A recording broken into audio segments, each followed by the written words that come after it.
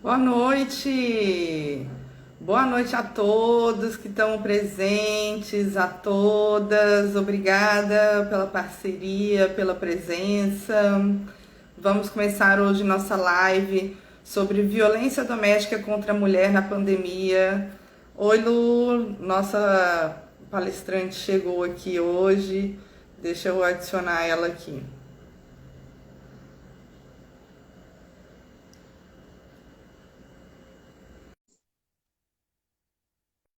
Hoje nossa live vai ser sobre violência doméstica contra as mulheres na pandemia.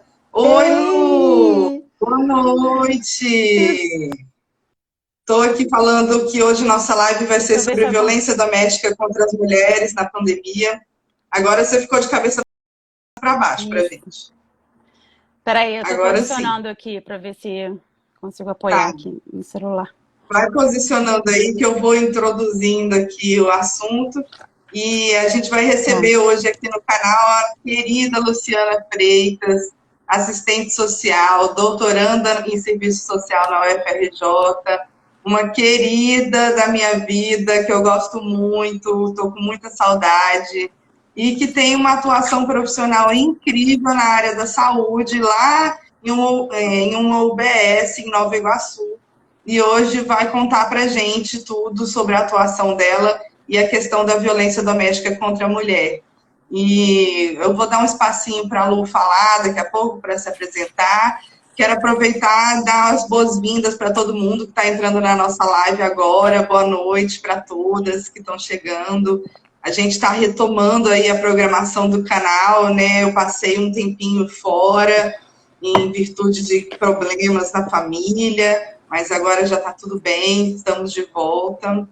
E quero avisar todo mundo que a mentoria em concurso para serviço social está de volta, está online, e eu tenho só metade das vagas agora na turma. Então, quem tiver interesse, já fala comigo depois no direct para a gente começar a conversar. E vou passar a palavra agora para a Lu, para ela se apresentar para a gente. E tá com você, Lu. Muito obrigada por aceitar nosso convite, por estar aqui com a gente hoje. Eu que agradeço. Tá ouvindo direito? Amo, estamos te Ah, ouvindo tá. super bem. Ai, que bom. Primeira vez que eu faço isso, gente. Se acontecer, se eu travar algum... Bem-vinda! se, se eu travar alguma coisa, você me sinaliza. Eu falei, pelo amor de Deus. Essa vergonha aqui não. Então, eu, como a Fabi falou, eu sou assistente social, né, numa UBS, uma unidade básica de saúde, em Nova Iguaçu, na Baixada Fluminense. Eu atendo, né, lá. Na verdade, assim, a maior parte dos meus atendimentos né, são atendimentos de violência doméstica, mas é por conta da demanda que se apresentou para mim, né? Não é uma unidade especializada nisso, não é um centro de acolhimento, de atendimento à mulher, é mais uma unidade básica que está num território extremamente violento e que tem como expressão máxima essas mulheres que sofrem violência, né? Ou estão em situações de violência, ou acabaram de sair, ou enfim. Mas eu vou explicar direitinho. Eu acho que a situação, enfim, como é que é meu trabalho, como é que tem sido meu trabalho lá. Antes da gente falar, né, sobre a violência doméstica e familiar contra a mulher no período de pandemia, né, e a atuação de serviço social nisso tudo, é importante, eu acho que, primeiro, entender o que é a violência familiar, né, contra a mulher, o que é a violência doméstica familiar contra a mulher. Entender o que a gente chama, né, de violência doméstica, né? Porque a gente ouve muito em muitos lugares, né? Na mídia acontece, mostra sempre comercial ou alguma campanha que esteja acontecendo sobre isso. A gente ouve muito falar, assim, na área de serviço social, muito pela prática, enfim, né, nessa intervenção. Mas a gente, às vezes, fica meio achando que violência doméstica familiar contra a mulher é só violência física, né? É só aquela campanha do Sim, olho roxo, né? Quando aparece o olho roxo, é porque, não, essa mulher pode estar sofrendo violência doméstica e familiar. Mas, assim, é muito mais do que isso, né? A gente tem um marco legal que é a Lei Maria da Penha, né? Um marco legal do enfrentamento à violência contra a mulher, e é um mecanismo, que é um divisor de águas, na verdade, né, sobre essa questão, e é um mecanismo de prevenir e de coibir, né, não é um mecanismo de punir, né, punitivo em si, né? Tem algumas penalizações, é óbvio, mas assim, é muito mais para prevenção e para o atendimento a essa mulher que está em situação do que qualquer outra coisa. E isso é a grande sacada dessa lei, porque foi uma lei que foi forjada pelos movimentos sociais, pelos juristas que trabalhavam essa questão, por frentes, por fóruns. Então, foi uma lei que não foi de cima para baixo, né? Ela foi construída socialmente. E por isso que ela é tão conhecida, né? É diferente do que como a gente trata outras leis, né? Que a lei não pega, ou a lei, como é construída socialmente, ela pega, porque ela foi construída pelas pessoas que estão debatendo esse tema, estão colocando universidade, enfim. E a lei, né, no artigo 5, ela define a violência contra a mulher, né, a violência doméstica e familiar contra a mulher, como qualquer ação ou omissão baseada no gênero, e aí eu vou explicar mais na frente, que cause morte, lesão, sofrimento físico, sexual, psicológico, moral ou patrimonial. Então, assim, a primeira coisa importante a gente entender é que é qualquer ação ou omissão. Então, assim, se omitir de uma denúncia, ver um caso que esteja acontecendo com uma mulher e se omitir, também tem penalização, também está dentro dessa lei, né? Então, é importante a gente falar isso, porque não existe isso de briga de marido e mulher, não se mete colher. Né? A gente tem que se meter, aprofundar a colher, tirar aquilo ali e desmontar essa situação, né? E aí eu vou explicar melhor mais para frente. Mas, tá, entendi, né? A violência doméstica é uma coisa que acontece, eu já ouvi falar muito sobre isso, já conheço pessoas que sofreram isso, ou enfim. Mas será que isso é real mesmo, né? Será que isso... Porque parece tão distante sempre, quando a gente fala de violência doméstica, parece uma coisa tão distante da nossa realidade, né, que a gente fica pensando, não, tudo bem, existe, mas, sei lá, meio também pode ser exagero da mídia, ou pode ser... E aí eu vou falar algumas informações para ilustrar um pouco, né, e para entender como é importante ter espaços como esse, né, para a gente debater essa questão, para a gente falar sobre o que é isso, e entender que essa questão não está longe da gente, e que a maior parte de nós, né, também já passou por situações de violência, não física, talvez não moral, mas psicológica, e eu vou falar um pouquinho sobre cada para a gente poder entender qual é a questão, né? Entender que essa questão está muito próxima da gente. Tem uma pesquisa do IPEA, né, que constatou em 2019 que a maior causa de morte de mulheres entre 16 e 14 anos é a violência doméstica. Então, assim, não é câncer, não é acidente de carro, né? E a cada 9 minutos uma mulher é vítima de estupro, né, de violência sexual. Isso aí foi o 12º Anuário Brasileiro de Segurança Pública, de 2018. E, em 2018, o Fórum Brasileiro de Segurança Pública constatou que, referente a 2018, a pesquisa está em 2019, que 536 mulheres foram vítimas de agressão física a cada 1 hora nesse ano. Então, assim, talvez no final dessa live, 536 mulheres foram agredidas ou serão agredidas fisicamente, né? Que é o topo da violência antes do feminicídio, né? Que é a escalada da violência, né?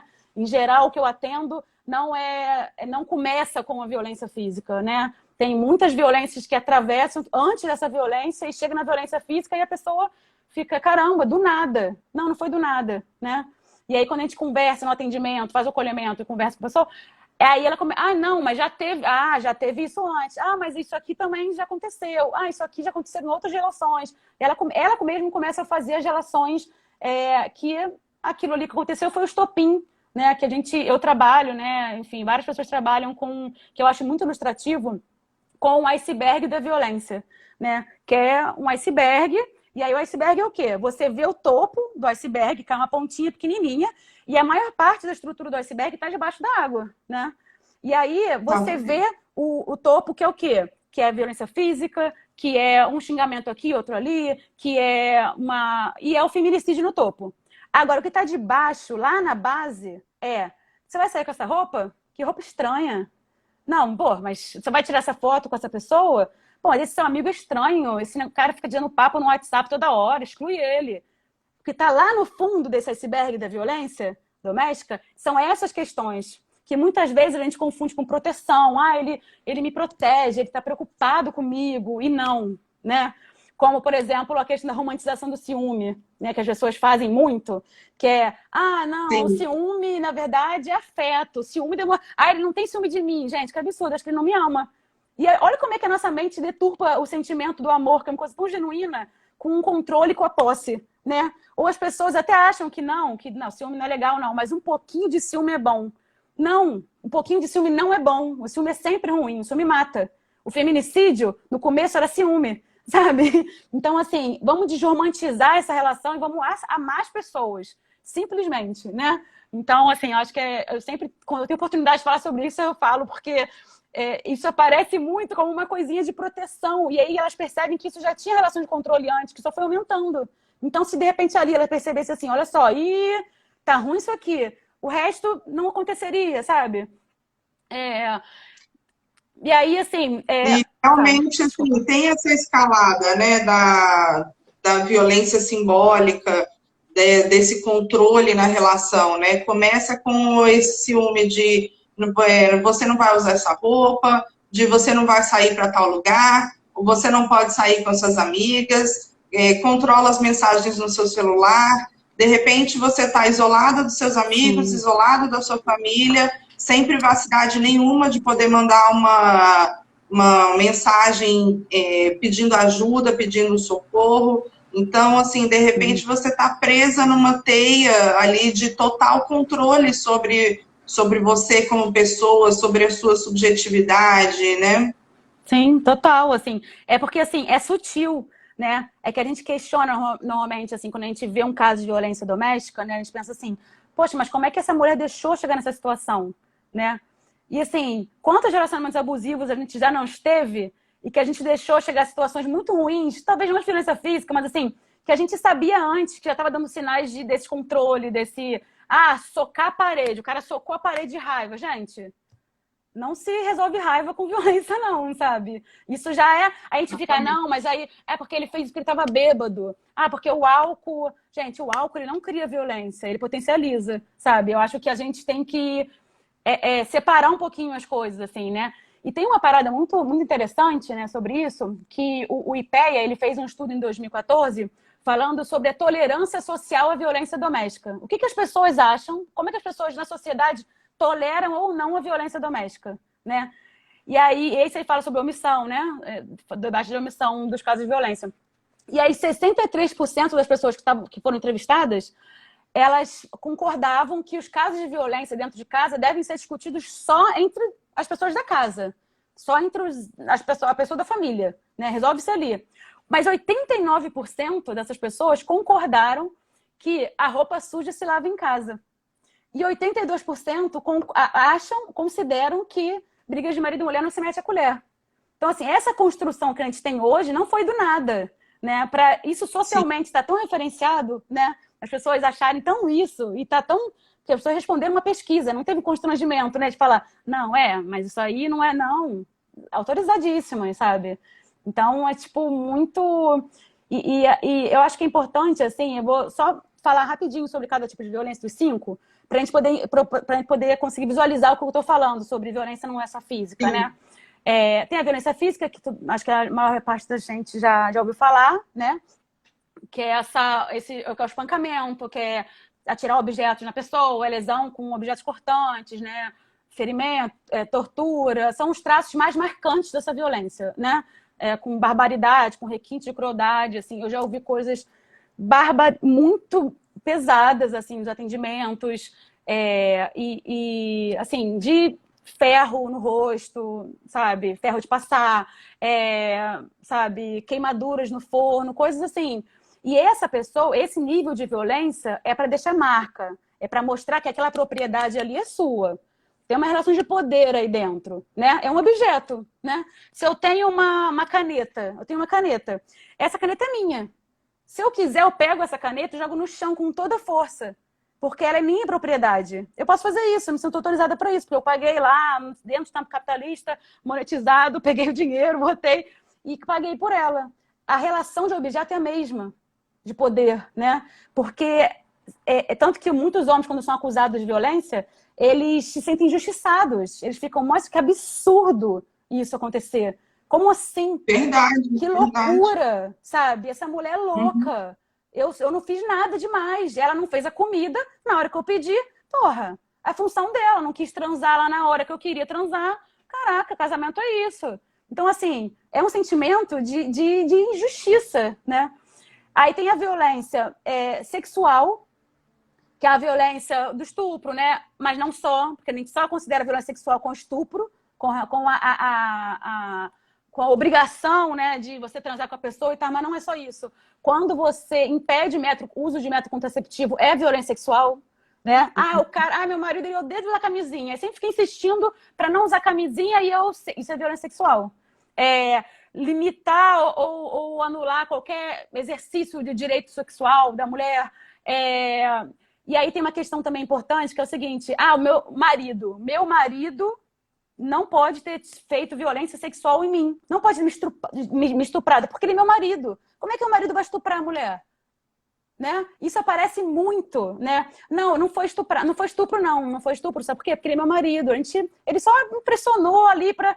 Não, né? O estupro acontece, parece que o estupro é só de pessoas desconhecidas, mas não é. Né? Eu acho que tem se falado mais sobre isso. É justamente o contrário, né? Os dados mostram que o autor do estupro normalmente é alguém conhecido e de uma relação de confiança. Né? Então, assim, é justamente o que é o oposto do que é feito uma imagem social, né, sobre a questão do estupro, né? É alguém de confiança, é alguém do círculo de confiança, né? E muitas vezes o próprio parceiro, né? E tem essa dificuldade mesmo de encarar a relação sexual, o sexo como uma obrigação dentro da relação, né? E a mulher tendo que estar disponível para o sexo a qualquer momento, sempre que for requisitada. E não é bem assim, né? A gente tem direito sobre o nosso corpo, de autonomia sobre o nosso corpo, né? E a gente reproduz muito isso, né? Porque, claro que a gente não vai incentivar alguém a obrigar a mulher a fazer um ato sexual sem consentimento. Mas, assim, a gente quando fala assim, mas é porque, olha só, vai perder para a concorrência, hein? Não tá dando assistência para a pessoa.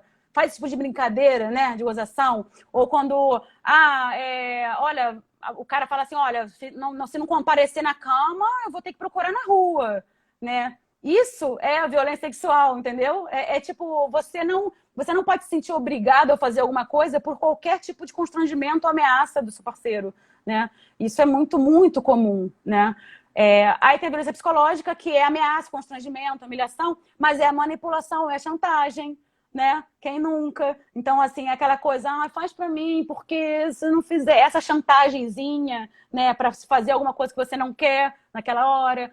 O isolamento, é proibir você estudar, de viajar com algum amigo, excluir conversa de WhatsApp com um cara que tem ciúme, né? Ou tirar a gente do Instagram se você acha que não tem que estar ali, né? Tudo isso é uma violência que a gente normaliza, né? A gente acha que tudo bem, porque um pouquinho de ciúme é bom, sabe? Então, assim, é insulto, é limitação do direito de vir, é ridicularização, isso é o principal, que eu acho que é que mais é recorrente, assim, né? Principalmente nos relacionamentos que são abusivos, né? Que não chegam na violência física, né? É o distorcer e omitir fatos para deixar a mulher em dúvida sobre a sua sanidade. É aquele famoso, minha ex é maluca. Demais. Minha ex é maluca, tá louca. Numa discussão, o cara fala assim, você tá louca? Isso é violência psicológica. Né? Isso, ele pode ser denunciado por isso. Né? A gente tem que, olho bem aberto, assim, porque senão a gente não pode normalizar e rir disso e achar uma brincadeira, não, sabe? Então, assim, teve um caso de uma advogada que eu sou amiga e tal, que ela participa de uma ONG que presta serviço para mulheres em situações de violência. E ela falou que ela pegou um caso de uma mulher que ela sofreu, né, sofria violência física todos os dias, e o cara, ele falava para ela que, na verdade, aquilo não tinha acontecido. Ele prendia ela num quarto, deixava os filhos de fora e violentava ela sexualmente, enfim, fisicamente e tal. E aí ele chegava para ela no final e falava, olha, isso não aconteceu, isso é coisa da sua cabeça. No final, quem convencia que tinha acontecido eram os filhos, que falavam, porra, mãe, você ficou lá no quarto 3 horas, ele ficou 3 horas te batendo, sabe? Então, assim, é um negócio que tem consequências tão severas para a mulher, né, no psique, né, nessa formação da autoestima e de todas as outras questões, que acompanha, teve até um estudo da USP que falou as consequências da violência psicológica na mulher. Né? A física, a marca sai, a psicológica não sai. sabe? É muito Exato. acompanhamento, é muita... Enfim. E tem a patrimonial, que é controlar o dinheiro, deixar de pagar pensão, extorsão, enfim, privar de usar alguma coisa, quebrar o celular porque viu conversa com um cara que ficou com ciúme, isso é violência patrimonial. E tem a violência moral, é a última, que é emitir juízos de valor sobre a conduta da mulher. Né, fazer alguma crítica, inventar um fato sobre ela que é mentiroso na rede social, falar, essa mulher é maluca, que não sei o que lá, falar que a ex é maluca, expor a vida íntima, inclusive nas redes sociais, e isso é uma coisa que tem sido muito recorrente na pandemia, né, essa violência também sexual e moral, né, com fotos, né, íntimas, com vinculação do nome da mulher na rede social, no WhatsApp, e desvalorizar a mulher, enfim, o jeito que ela se veste, enfim, né? E assim, o que é comum em todo tipo de violência? O que é comum em todo tipo de violência? É o sentimento de posse, é o ser dono da mulher, é o se sentir autorizado a fazer aquilo, né? E é uma coisa que você falando sobre o tipo de violência, você pensa, gente, que absurdo, que coisa surreal, mas não, assim, tem dentro de uma construção social de que o homem é poderoso e a mulher é vulnerável, frágil, né? Ela tem que brincar de panelinha e de cuidar dos filhos. O homem com a espada, porque tem que ser violento desde sempre. Então, assim, falar sobre esse tipo de violência é importante porque muita gente, quando eu faço essa fala, quando eu falo em algum lugar, chega depois para mim e fala assim, nossa, mas assim, Luciana, eu não imaginava que isso aqui era uma violência, eu não imaginava que isso aqui era violência. Ou, poxa, isso aqui que você falou, mas como é que pode ser uma violência? Porque, assim, é a realidade de quase todas as mulheres, cara, que a gente conhece, né? Em uma medida pequena ou uma medida maior, é a realidade que a gente vive, né? Então, assim, como é que Exatamente. se debate isso, né? Como é que é importante estar nos espaços falando sobre isso, para a gente poder, primeiro sinal já falar, opa, aqui não, vamos lá, vamos sair dessa, né? Que a gente A evita... gente teve um comentário aqui do companheira querida do serviço social na prática. Às vezes, no começo, né, esse ciúme é muito sutil, né, como uma forma de cuidado, vem disfarçado, né, da forma de cuidado. Você abordou isso no início da fala e realmente é uma situação que realmente ocorre, né. O Júlio comentou que, inclusive, casos de ex-maridos que ainda acham que a mulher pertence a ele, muitas vezes, por pagar pensão, impõe que a ex deve continuar mantendo relações sexuais. Recebi relatos desse tipo. Acontece. Olha, Lívia Umbelino, do nosso tempo de UFRJ, um beijo, Lívia. Já vi situação de violência contra a mulher tentando ser resolvida por meio de mediação e negociação entre as partes. Sim. Absurdo. Ainda tem também a questão da violência contra a mulher negra, com certeza, Lívia. Tem tudo isso. É o fim da picada, né? Querer resolver questões de violência contra a mulher com um acordo de mediação, né? Sim. A gente tem aí a Lei Maria da Penha, que, como a Luciana bem recordou, foi construída socialmente através de muita luta na sociedade, e é uma expressão, né, dessa luta, é uma conquista social, e a gente tem que fazer valer os nossos direitos, né? Porque a gente não está falando de algo isolado, uma violência que seja particularizada. A violência doméstica contra a mulher é uma expressão da questão social. Sim. E é um tipo de forma de violência social. Então, a gente não pode particularizar para um problema de relacionamento particular, privado. Não dá para ser encarado dessa forma. Sim, assim, total. E essa questão do ex, né, que alguém falou aí, é muito interessante, porque as pessoas falam muito, né, quando elas vão julgar essa mulher, né, quando a mulher apresenta essas questões e tal, elas falam muito assim, mas, poxa, tá nessa relação, por que não separa? Né? Tá sofrendo violência, por que não separa? Né? É um negócio tão absurdo, porque não só porque é absurdo humanamente falando, né? Como é que você vai falar isso para uma mulher que foi agredida, né? Que sofreu violência, enfim, está passando por todo um constrangimento por conta disso, né? Social. Mas, assim, o número de pessoas que agridem, que são os atuais maridos, companheiros e namorados, e os dos ex-maridos, companheiros, é quase o mesmo. Então, assim, em 8 anos, por exemplo, 2011 e 2019, as agressões cometidas por ex aumentaram 3 vezes, triplicaram. Então, assim, não basta a mulher separar. Porque quando ela separa, ela também morre. Ela também é agredida, ela também é violentada, ela também é difamada, ela também... Então, assim, quando a gente vai culpabilizar a mulher, né? As pessoas levantam isso como uma questão, né? Pô, mas eu atendi, por exemplo, uma usuária que ela estava em situações de violência física há 15 anos, né? Acho que foi o primeiro caso que eu atendi lá na minha unidade quando eu cheguei. Acho que na primeira semana que eu cheguei. E ela falou, olha, eu conversei com ela, eu fiquei conversando com ela 1h40 no meu primeiro atendimento com ela. E no começo, estava falando sobre o contexto familiar, né, fazendo entrevista e tal. Aí ela falou, não, ela é em casa tranquilo, assim, não sei o que lá. Aí depois, com o decorrer da conversa, ela foi falando, porque meu marido é meio nervoso.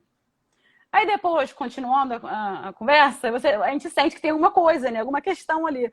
E aí ela falou assim, não, é porque assim, só quando ele bebe. Aí você continua a conversa e aí você... Quantas vezes ele bebe por semana? Aí você vai, exatamente. Vamos chegar nessa questão. Aí, no fim, não, ele bebe sim, 5 vezes por semana. Aí no final é assim, na verdade, ele só uma vez que ele me deu um empurrãozinho, assim. Aí você continua. Aí depois, no final, ela falou assim, não, ele já me bateu. Aí no final, ela é agredida todos os dias. E aí no final, ainda ela chega e fala assim pra mim, mas ô Luciana, é o seguinte, é porque ele bebe muito. E a cerveja faz isso com ele, entendeu? Aí eu perguntei pra ela assim, mas vem cá, a senhora bebe? Aí ela, bebo sim. Você gosta de beber uma cervejinha e tal? Aí ela, gosto sim. A senhora bate nele quando a senhora bebe? Aí ela, não bato. Aí eu falei assim, e quando ele bebe, ele bate no dono do bar? Ou nos caras que estão lá sentados na mesa com ele? Aí ela, nunca, normalmente é tranquilo e tal. Eu falei, então não é por conta da bebida, né? Porque ela tava tipo, tentando justificar essa relação de agressão, de violência, a partir da bebida, que na verdade potencializa, é óbvio. Ela não é que a bebida não tenha nenhuma influência sobre a violência. Claro que tem, mas assim, não é ela que cria. O que cria é um conceito, é uma construção social de que a mulher é um objeto do homem, né? De que é uma relação construída de que o homem tem poder sobre aquela mulher. Ele se sente autorizado para fazer esse tipo de coisa, sendo o companheiro dela ou não, porque depois que termina também. Mas aí, assim, né, você pergunta, e é uma coisa que eu me perguntei no começo, quando eu comecei a atender muito esses casos, eu perguntei, mas por que essa mulher não sai desse ciclo? É um ciclo de violência, né? Tudo bem, já ouvi falar, já li e tal, mas por que ela não rompe com isso? A partir do momento que ela entende que é uma violência física, que é a expressão mais óbvia da violência, por que ela não sai, né?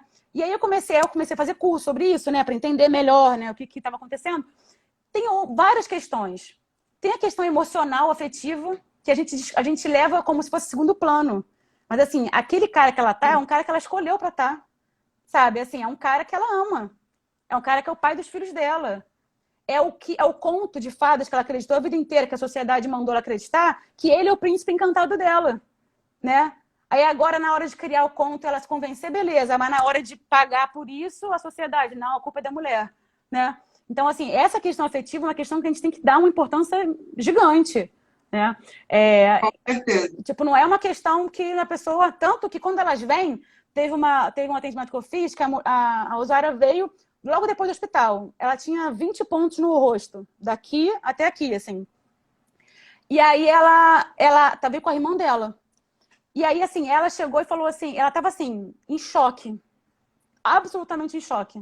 Ela não conseguia falar. E a irmã dela falando tudo o que aconteceu. A irmã dela, não, porque ela fez isso, não sei o que ela...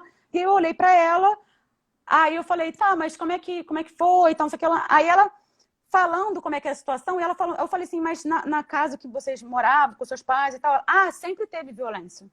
Os meus pais sempre foram pais, meu pai sempre foi muito violento com a minha mãe, sabe? Eu sempre vi isso acontecer. A única referência que tem, mas eu acho que agora ele exagerou. Então, assim, tem isso, né? E tem o sentimento dessa mulher que está absolutamente decepcionada com esse cara. Ela está em choque. E aí ela falava, se debulhando em lágrimas para mim, falando assim, eu não imaginei que ele fosse chegar tanto. Tipo, eu não imaginei que fosse chegar tanto, porque bater tudo bem para ela. Mas assim, ele botou o rosto dela no meio fio, sabe? Fez umas coisas horrorosas, sabe? E tipo assim, um nível de perversidade, de absoluto. E ela ficou chocada com esse nível de violência. Porque ela ama esse cara, sabe? Então a gente tem que trabalhar com as questões objetivas também, gente. Não é falar, olha só, filhinha, tá sofrendo violência, vamos embora sair de casa, vaza. Calma. escutar essa mulher, ouvir essa história, da onde veio, da onde surgiu essa normalização da violência para ela. Tem a questão dos filhos, que sempre aparece. E é engraçado, sabe por quê? Porque os filhos, eles são uma razão de rompimento com o ciclo da violência importante. Porque quando elas rompem assim, meu filho, ele bateu no meu filho. Enquanto estava batendo em mim, tudo bem. Mas bateu no meu filho, acabou. Isso rompe, elas conseguem sair do ciclo. Mas também são uma maneira de ficar na violência, muitas vezes. Porque elas têm preocupação com a questão financeira dos filhos não terem pai, porque os pais abandonam depois, né? A maior parte deles, uma grande parte. De dividir a responsabilidade, porque ela fica com a responsa toda. Medo de ser culpada pelos filhos. Então, assim, os filhos, eles cumprem essa dupla função ali, né? Tem a culpa, porque ela escolheu o cara. Ela escolheu o parceiro. Então, ela tem mais que sofrer, né? Porque tudo bem ela sofrer isso. Tem a questão da religião, que é uma coisa que é muito complexa, que aparece muito, né? E não é só, né, que a gente fala sempre do pastor, não sei o que lá, de evangélico, mas tem muito padre também que cumpre essa função deles irem procurar lá o pastor, no caso, sei lá, e o cara fala, olha, continua na relação, porque o que Deus une, o homem não separa. E mais, né, que a igreja evangélica defende, né, que a mulher deve ser submissa ao homem, Isso, né? É pior do que vai lá e fica na relação. Fica porque esse é o seu lugar. Fica porque o que te cabe é isso. E você tem que aceitar e aceitar calada, ser submissa e ser resignada. Então, assim, é um desfavor que fazem a segurança social das mulheres, né? Sim, a gente teve um comentário aqui da Dani. Além disso, né, das questões que a gente estava colocando, eu vejo a dificuldade de acesso aos serviços e ainda a convivência com o agressor. Exatamente, Dani, tem todas essas questões. A gente teve uma pergunta nos stories, eu te enviei-lo, sobre essa questão dos serviços, né, da rede de proteção social para as mulheres, né? Como é que está sendo aí, pelo menos no município, aí na Baixada Fluminense? A pergunta foi em relação à Covid, né? Se os serviços de acolhimento e proteção à mulher estão funcionando durante a pandemia, né? E a gente sabe que isso varia muito de região para região, né?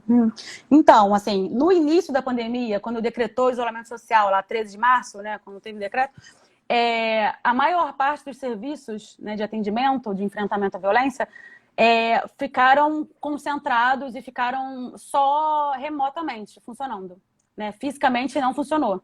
Inclusive, é uma questão que eu estava pensando até sobre isso hoje. Hoje já está praticamente normalizado presencialmente. Muito pouco espaço está só remotamente ainda, né? Mas eu posso falar depois de todas as formas de denúncia, de procurar esses serviços, né, dessa rede.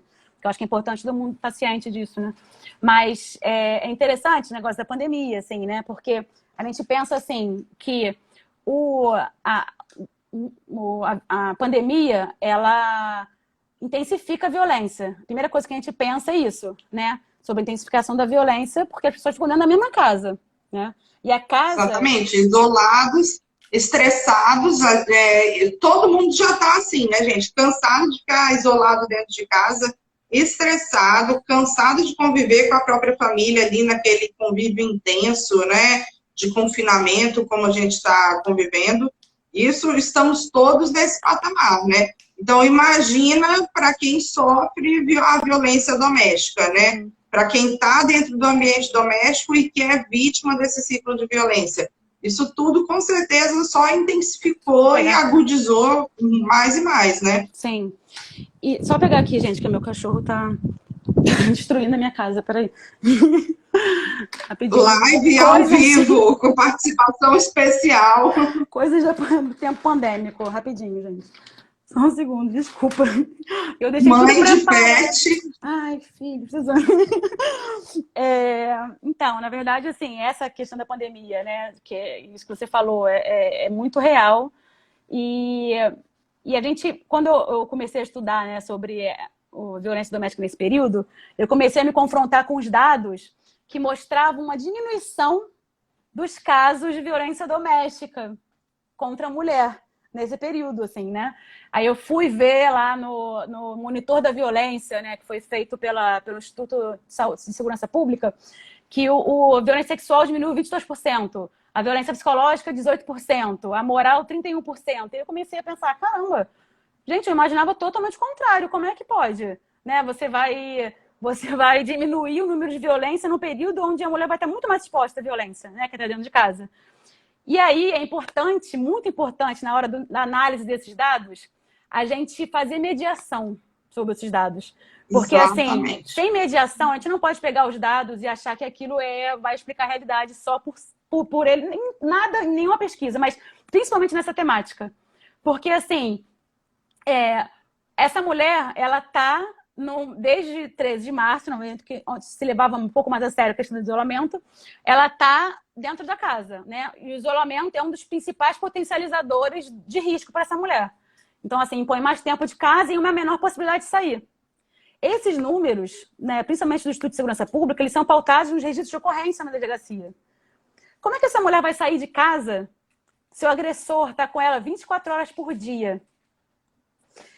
E fora o medo, ela tem medo de pegar o vírus. Ela tem medo de se contaminar. Exatamente. Ela não pode sair de casa. Certo? Não tem como denunciar. Como que vai denunciar ficando isolada dentro de casa, com o agressor dentro de casa, sem convívio social, sem contato com a sociedade? Não tem como. Sim. Aí a pessoa vai falar assim, mas tem um número. A pessoa primeiro fala assim para mim, mas teve registro online da delegacia.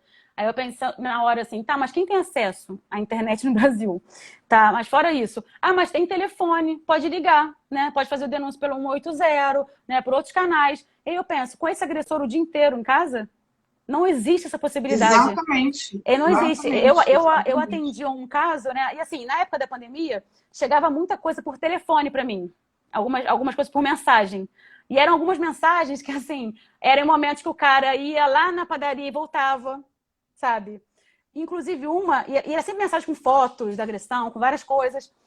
Inclusive uma foi uma usuária conseguiu meu telefone, não sei como, porque sempre acontece isso. Aí me ligou, acho que era domingo, sei lá, à noite.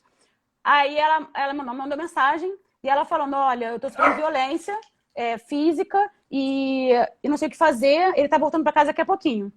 E aí eu estabeleci um código com ela que foi o seguinte, ela ia salvar o meu contato como revendedora da Avon, tipo Avon, Luciana Avon, Fabiana Avon, sei lá, um nome qualquer. E a gente ia trocar mensagem e se ela falasse a palavra, se ela encomendasse um batom vermelho, seria o código que eu ligaria para a polícia e mandaria uma viatura lá. E aí ela me deu o endereço dela por mensagem, como se tivesse, né, pré-encomenda de alguma coisa, falando, olha, eu queria encomendar, sei lá, a gente fez tudo isso, eu copiei a mensagem, mandei para ela, né, enfim. Aí ela falou, ok, beleza, assim, né?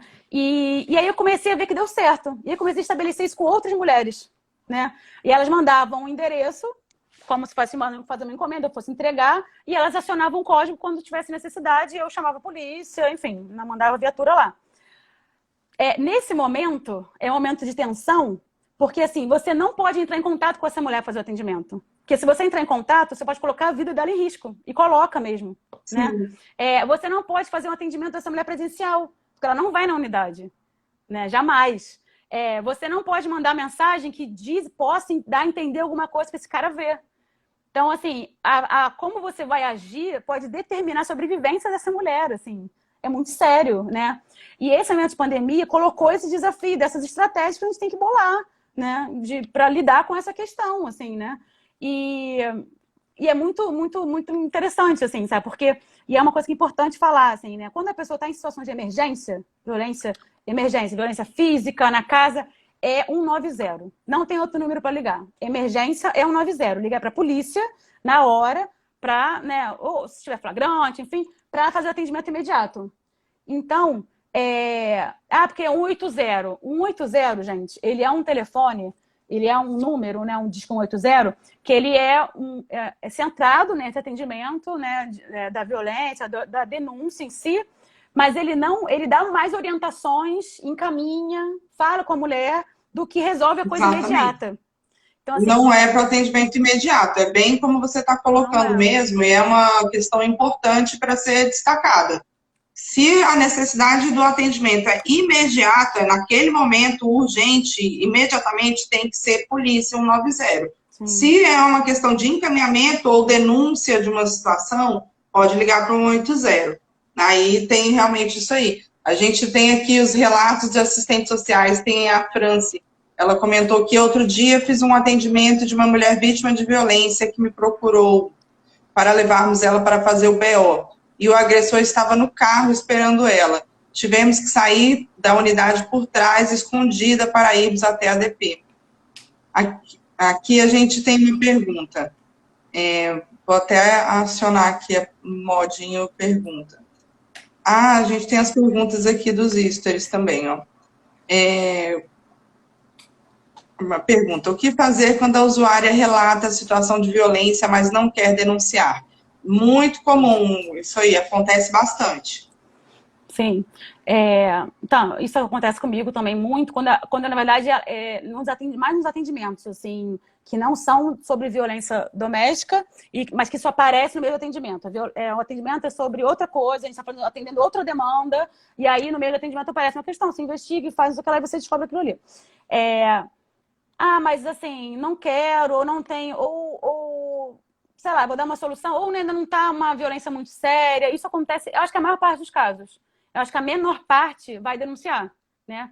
Isso acontece, gente, assim, porque existe uma coisa que é muito difícil, que é muito importante a gente entender bem, que é o ciclo da violência. E não é tranquilo de romper.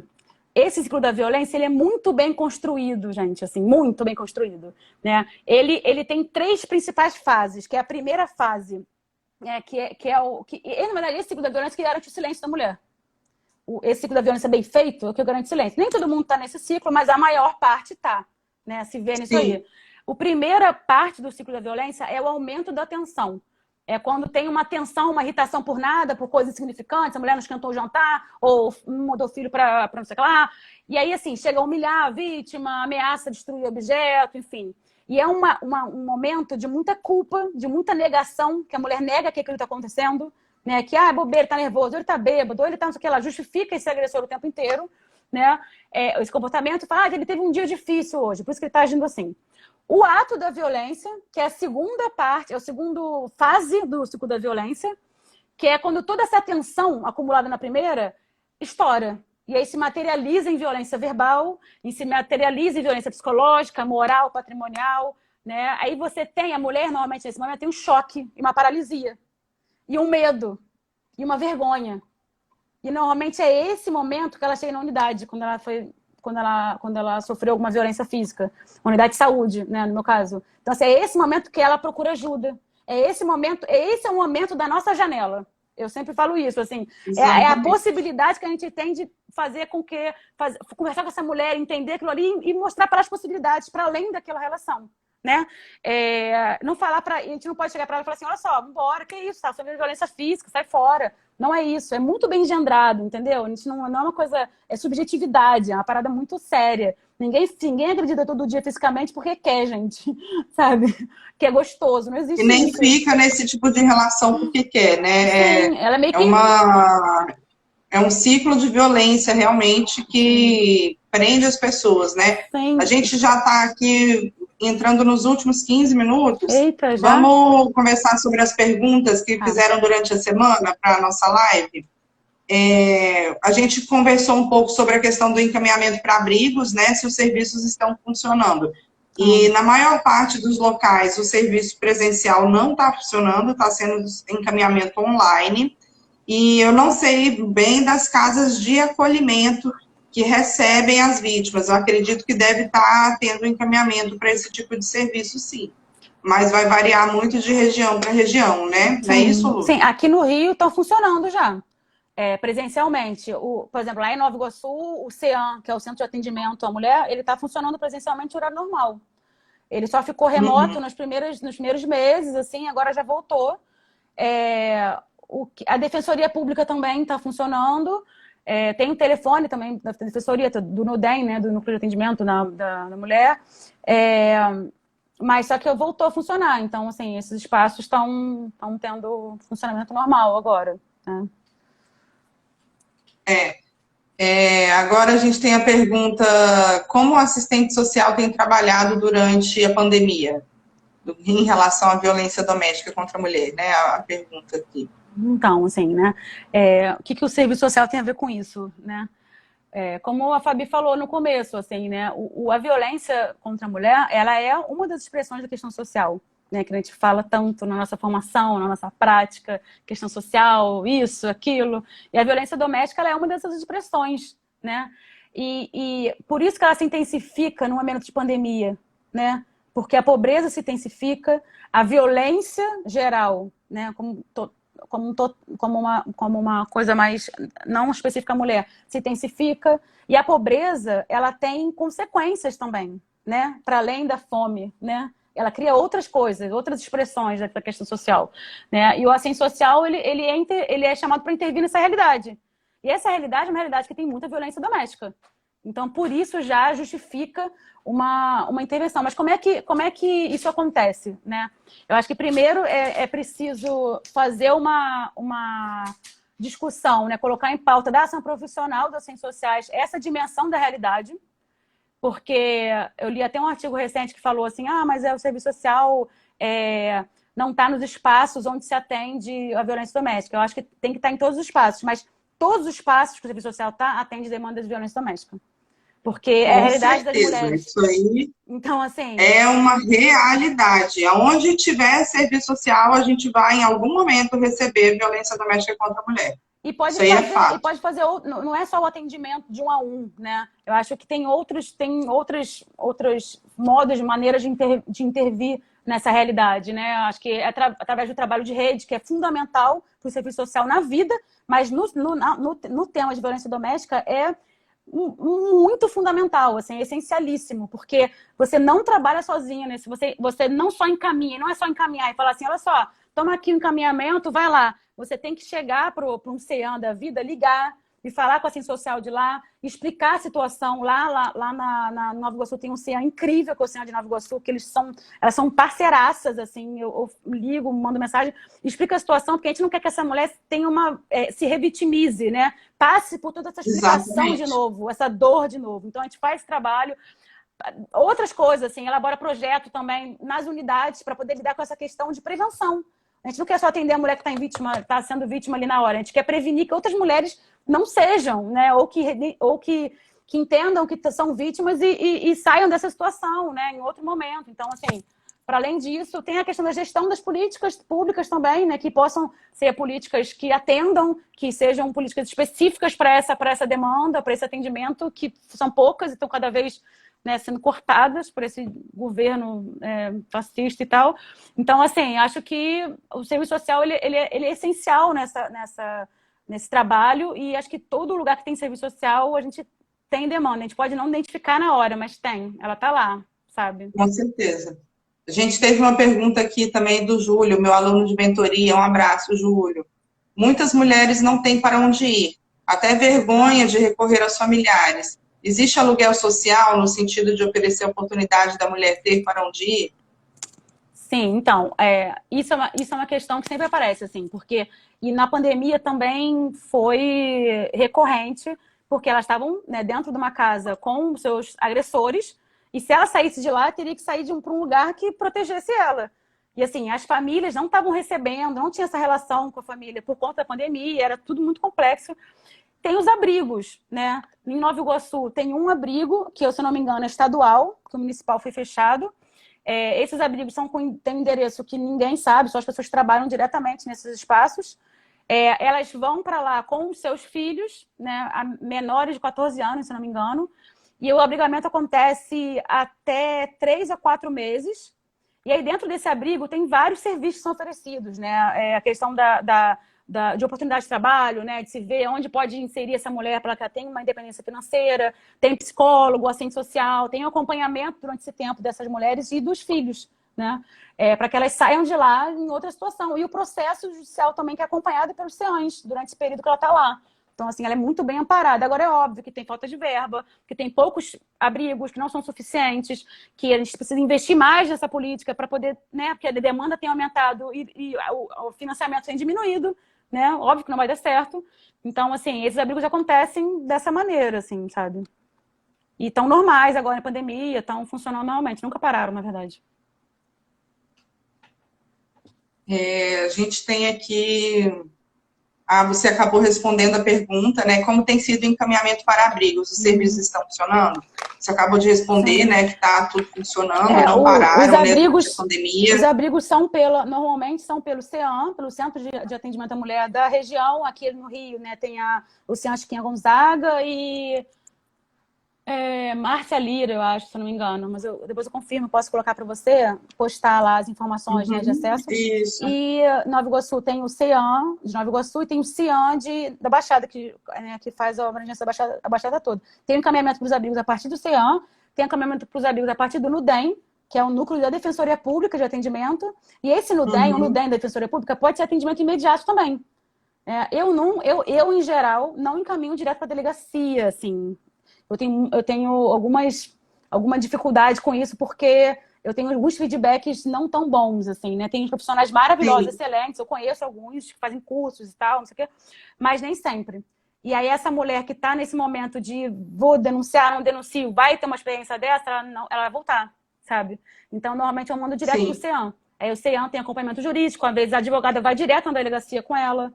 Eu já fui várias vezes na delegacia com as mulheres, né? Porque aí comigo do lado o cara lá fala de um jeito diferente, parece, entendeu? Então, assim, ele não bota essa banca toda, mas é muito complexo, assim. Então, muito complexo, é por essas duas partes, dessas fontes, assim.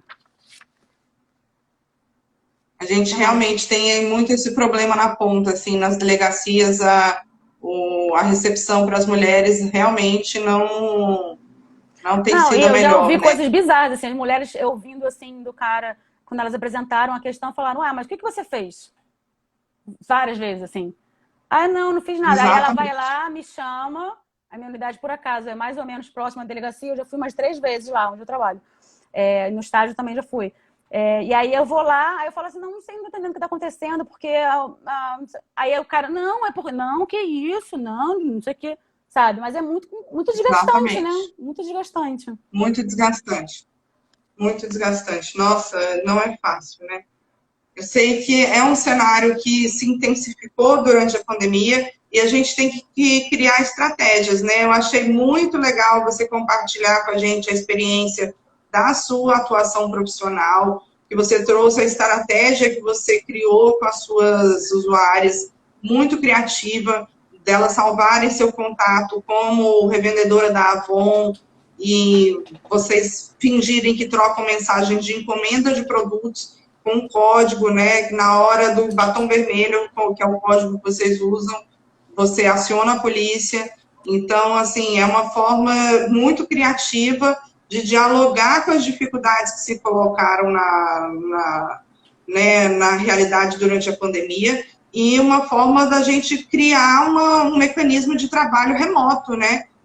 Da gente criar uma estratégia tecnológica de aproximação e diálogo, né, com a vítima que está sofrendo a violência, né? Achei muito legal, Lu, o que você trouxe para a gente. Foi muito bacana, criativo e, assim, nossa, muito bacana. A gente tem aqui a Grace falando, foi um tema muito oportuno para o momento. Realmente, Grace, o tema está aí na agenda do dia, né? O Carelli já falou que a Luciana é maravilhosa e colocou o bate-papo fundamental, Luciana muito didática, realmente, muito. E aí vamos para os minutos finais, amiga. O que você pode contar para a gente ir finalizando o nosso papo? Tá, vou finalizar com o seguinte, assim, acho que são 2 coisas importantes. Acho que primeiro gente, assim, para além do profissional, assim, do serviço social, né, pessoas, qualquer suspeita de violência física, psicológica, moral, vizinho, a pessoa na rua, o cara tá estranho. Quantas vezes eu intervi em situações assim na rua? Assim, qualquer situação a gente tem que denunciar, assim, não é normal, não é tranquilo, a omissão também está na lei, não pode se omitir nessas situações, Vamos romper com esse ciclo, sabe? De que fala que a gente não pode intervir nessas situações e a mulher sofre aquilo tudo, sabe? Então, assim, mas a mulher não quis denunciar. A mulher, não interessa, a gente intervém, faz aquilo ali. E aí, às vezes, assim, eu atendi uma vez uma pessoa que eu fiz o atendimento primeiro, ela não queria romper o ciclo, não queria sair, estava tudo bem, não sei o que lá, e eu, beleza, fiz o atendimento, fiz o acompanhamento. 2 anos depois, ela apareceu e falou, Luciana, cada vez que o meu marido me batia, eu lembrava que você falou aquele negócio lá. E vinha aquilo na minha cabeça. E aí, depois de 2 anos, eu consegui romper. Aí, entrei com o processo de guarda, pressão alimentícia, assédio sexual, violência sexual. Então, assim, às vezes você, que a pessoa perguntou, né, que a pessoa não quer denunciar, às vezes uma coisa que você fala agora não vai ter para solucionar agora a situação. Mas depois de um tempo, aquilo ali vai vir à tona. Sabe, para essa mulher, ninguém está nessa situação porque quer, gente, isso é construído, sabe? Exatamente. Então vamos ficar atentos sempre. E é muito importante, você trouxe muitos elementos importantes, né? A necessidade da gente respeitar a autonomia do usuário, né? Sobre o momento de vivência do usuário em relação àquela situação, do querer denunciar, do não querer denunciar, a gente como profissional tendo que aceitar essa situação. E eu acho que você traz também uma questão muito importante de que a prática profissional em relação à violência doméstica contra a mulher é uma prática que tem que ser construída, né? Ela não você não vai ter resultados imediatos. Então, é com a construção da relação ali com o usuário que você vai conseguir alcançar os resultados, dependendo do momento de vivência dessa pessoa, né? Então, você trouxe elementos muito importantes para a gente refletir a prática profissional aqui. A gente teve vários parabéns pela realização da live, ótimo te ouvir. A Dilma falou que foi esclarecedor. Preta de Fé, muito obrigada por estar aqui. Ela falou, sim, bem importante fortalecer a autonomia dessas mulheres através da autoestima e do incentivo à autonomia financeira. Com certeza, Preta, é bem nesse sentido que a gente realmente trouxe aqui a abordagem para o tema, né? Sim. Eu queria agradecer esse espaço, assim, porque, na verdade, eu acho que a gente tem que falar muito disso e muito mais do que a gente fala, né? Para a gente destabilizar essa questão como se fosse uma coisa... Não, assim, a gente precisa estar muito atento sempre, né, a isso tudo. E profissionalmente mais ainda, né? Para a gente poder... acompanhar, fazer o acompanhamento. E assim, eu não quero que essa mulher rompa um ciclo de violência e pronto. Eu quero que essa mulher nunca mais precise estar dentro de um ciclo de violência. Então, assim, é muito fácil se eu chegasse para ela e falasse, olha só, sai daí, sai dessa relação, vem cá, eu vou te arrumar um abrigo, e ela sai. Não, eu quero que ela tenha acompanhamento psicológico, eu quero que ela tenha acompanhamento jurídico, eu quero que ela saia daquela relação mais forte. E, cara, todas as mulheres que saem desse ciclo da violência dessa maneira, com acompanhamento e tudo, elas não só não voltam, como elas saem para militância no tema. É impressionante, assim. Elas saem com qualquer atividade que eu faça na unidade, é assim, aí posso falar? Aí posso fazer uma intervenção? Posso? Porque elas querem, elas têm urgência que ninguém mais passe, sabe? E isso que eu quero, sabe? Isso que eu acho que é o principal, acho que é o legado, assim. E agradecer, Fabi, muito obrigada pelo convite. Eu que agradeço a sua participação. Pode me chamar sempre que legal. quiser. Eu gosto de aparecer. Com certeza, já está convidada para voltar. A Valdilene falou aqui que está em Minas Gerais e amou a live e que atua como assistente social na educação e vai fazer uma live com os adolescentes com esse tema. Que legal, Valdilene, muito bacana. A gente tem que debater muito esse tema, tem que dar visibilidade. Muito. Com certeza, é só dialogando que a gente vai conseguir desconstruir essa violência aí estrutural contra a mulher, né? Sim. A Preta comentou aqui, sim, porque é sobre uma transformação muito interna, né? Que o patriarcado impede a gente de acessar. Exatamente, Preta. É sobre isso aí que a gente está falando. Sair da experiência da violência é transformador. Por isso que o trabalho das escolas é muito essencial, né? Porque é ali que é forjado todo esse comportamento de gênero, toda essa divisão, todas as iniciativas de combater isso e de discutir isso nas escolas é sempre frutífera. Porque você rompe e liberta esses caras. Esse cara também, sabe? Desse julgo aí de tem que ser sempre o provedor, sempre o fortão. Isso é um saco. Eles se matam mais por causa disso, sabe? Eles também são... Enfim... Mas é isso, gente. É isso. Adorei muito. Obrigada, Lu. Foi muito, muito, muito legal o nosso bate-papo. Amei, amei te ver. Tô morrendo de Tô morrendo de saudade saudades. de você, meu amor. Quero muito ir aí ver os amigos, que eu tô com saudade de muita gente. E que bacana o trabalho que você está fazendo. Foi muito legal, viu? Muito bacana Adorei. mesmo. Parabéns. E que orgulho dessa profissional incrível, pesquisadora, pensadora, que, né, você está aí arrasando. Parabéns, viu? Olha quem fala. É isso aí, amiga. Um beijo, tá? Vou salvar, depois compartilho e vai ficar no YouTube também, tá bom, gente? Nossa, Um sim. beijão. Tá. Um beijo, Beijo. tchau. Tchau.